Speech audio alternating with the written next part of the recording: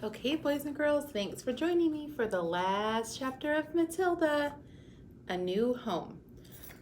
Later that day, the news began to spread that the headmistress had recovered from her fainting fit and had then marched out to the school building, tight-lipped and white in the face. The next morning, she did not turn up at school. At lunchtime, Mr. Trilby and the deputy head telephoned her house to inquire if she was feeling unwell. There was no answer to the phone. When school was over, Mr. Trilby decided to investigate further, so he walked to the house where Miss Trunchbull lived on the edge of the village. The lovely small red brick Georgian building known as the Red House tucked away in the woods behind the hills. He rang the bell. No answer. He knocked loudly. No answer. Is anybody home? The house was silent and there was no one in it. Mr. Trilby went upstairs to the main bedroom. Here, also, everything seemed to be normal until he started opening the drawers and looking into the cupboards. There were no clothes or shoes anywhere. They had all gone.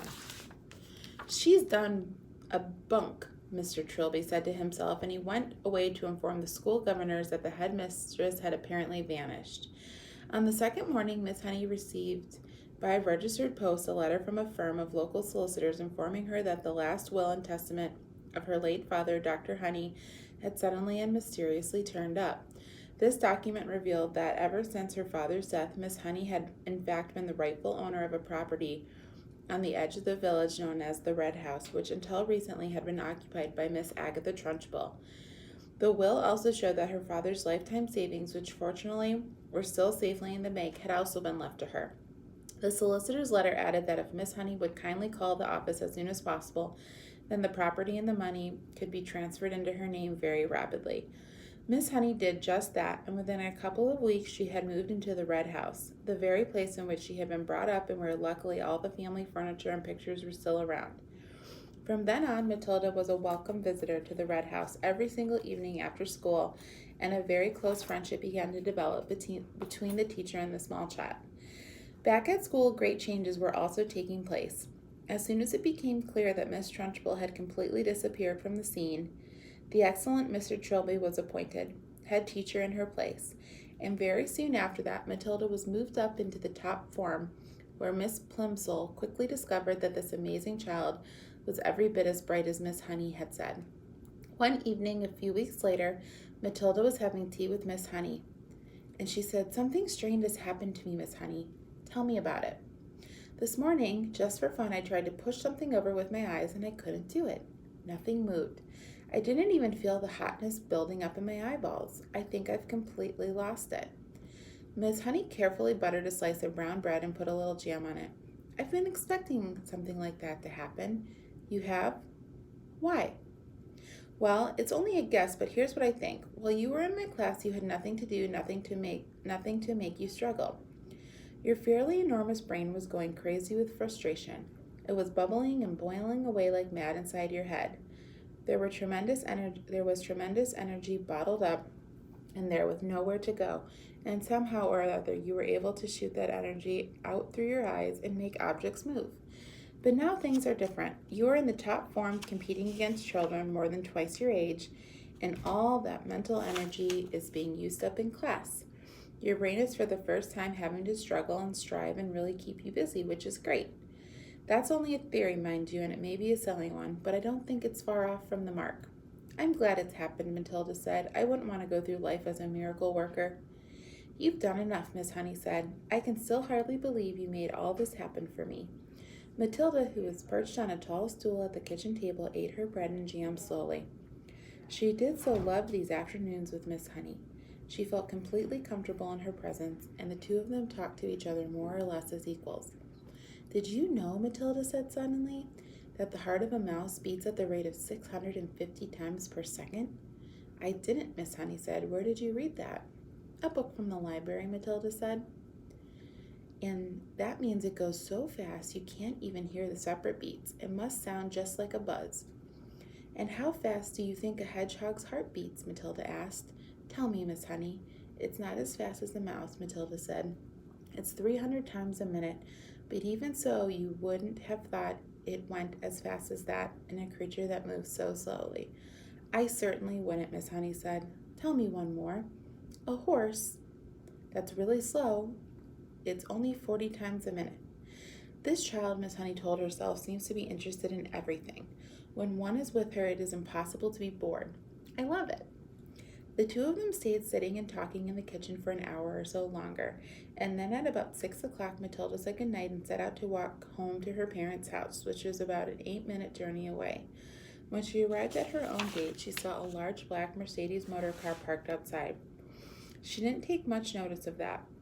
There were often strange cars parked outside her father's house, but when she entered the house, she was confronted by a scene of utter chaos. Her mother and father were both in the hall, frantically stuffing clothes and various objects into suitcases. "What's going on?" she cried. "What's happening, Daddy?" "We're off," Mr. Wormwood said, not looking up. "We're off for the airport in half an hour, and you better get packed. Your brother's upstairs all ready to go." "Get a move on it, girl. Get going." "Where are we off to?" "Spain," the father said. "It's a better climate than this lousy country." "Spain? I don't want to go to Spain. I love it here, and I love my school." "Just do as you're told and stop arguing. I've got enough troubles without messing about with you." "But, Daddy—" "Shut up," the father shouted. "We're leaving in 30 minutes. I'm not missing that plane." "When are we coming back?" "We aren't. Now beat it. I'm busy."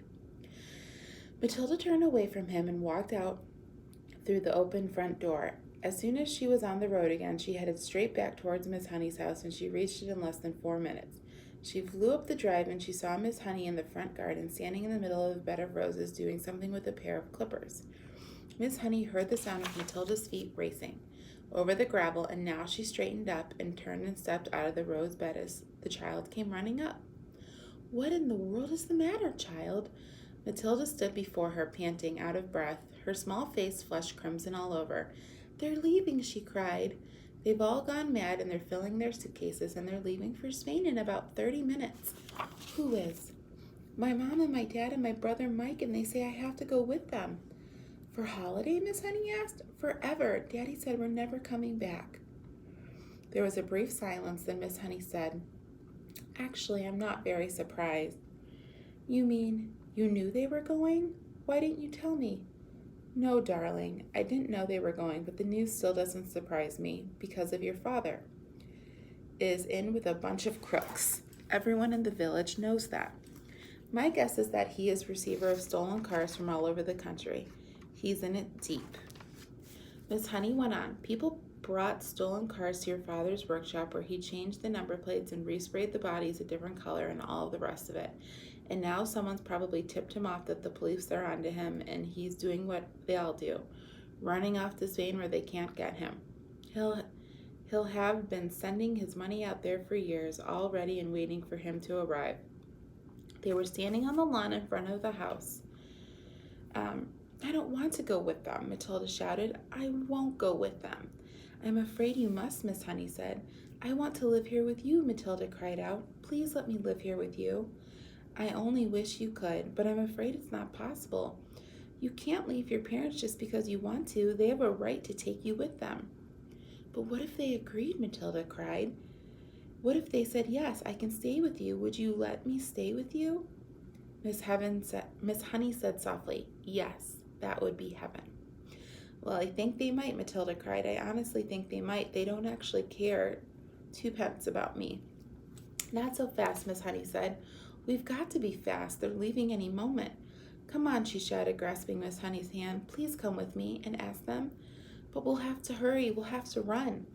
The next moment, the two of them were running down the drive together and then out to the road. Matilda was ahead, pulling Miss Honey after her by the wrist, and it was a wild and wonderful dash they made along the country lane and through the village to the house where Matilda's parents lived.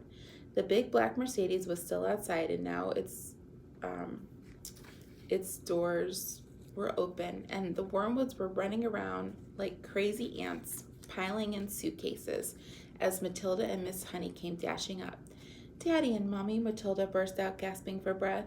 "I don't want to go with you. I want to stay here and live with Miss Honey, and she says that I can. But only if you give permission. Please say yes, Daddy." Your father turned and looked at Miss Honey. "You're that teacher woman who once came here, weren't you?" I would look after her with loving care, Mr. Wormwood, and I would pay for everything. She wouldn't cost you a penny. But it was not my idea. It was Matilda's, and I will not agree to take her without your full and willing consent. Come on, Harry, the mother said, pushing a suitcase into the back seat. Why don't we let her go if that's what she wants? It'll be one less to look after. I'm in a hurry, the father said. I've got a plane to catch. If she wants to stay, let her stay. Matilda leapt into Miss Honey's arms. The family pulled away. The brother gave a wave through the rear window, but the other two didn't even look back.